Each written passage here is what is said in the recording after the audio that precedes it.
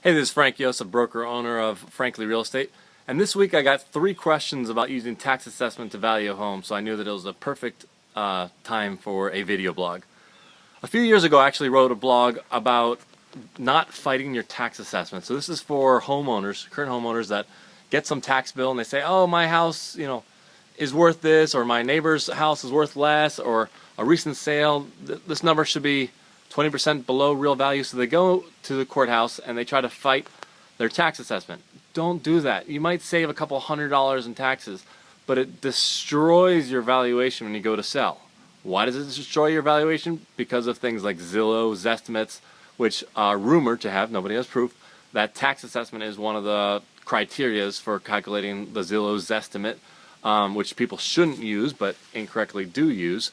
And people just also use a straight tax assessment thinking that that has some indication of values. Don't fight your tax assessment to lower the value of your property by $50,000 to $100,000, because you might lower the value of your property by $50,000 to $100,000 just trying to save $100.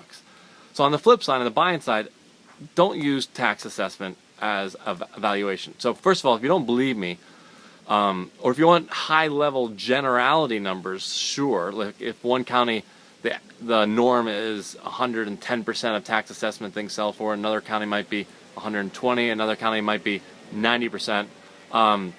In generalities, I guess you can use it, or to spot check a little bit, but for the most part, it's not reliable at all. And you can see this on Frankly MLS. You can actually do a search for sold properties, and one of the columns there says percentage of tax assessment. So it shows you right there, what that entire zip code, what the average is, and what the median is, and what each individual house is. You can see if anything sold under tax assessment. If you want things that are under tax assessment because you want to buy flip properties and complete dumps, then that's fine. Then there's actually a search for that under the advanced tab. You can click on, you can do a search for percentage of tax assessment, where if you're an investor, you can get alerts for things that are 25% below tax assessment, 50% below tax assessment. But be warned that these are going to be, gut jobs. The government doesn't know that inside of the house it's a gut. So back to using tax assessment though, the government will use a few different ways to tax people and tax properties. And sometimes the governor or the mayor will want to say, oh, I didn't increase taxes at all. Well, there's 2 ways to increase taxes, one directly and one indirectly. Directly, you can increase taxes by saying, hey, instead of a tax rate being 1%, it's now 1.1%. Some people say, oh, he increased taxes.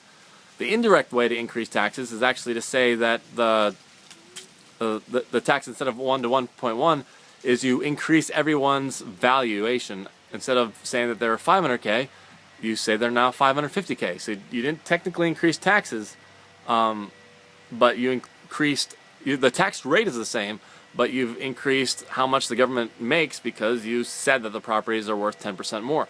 This happens sometimes in Fairfax County. You can see, tax assessments stale, and then suddenly jump. It's not like the market suddenly jumped.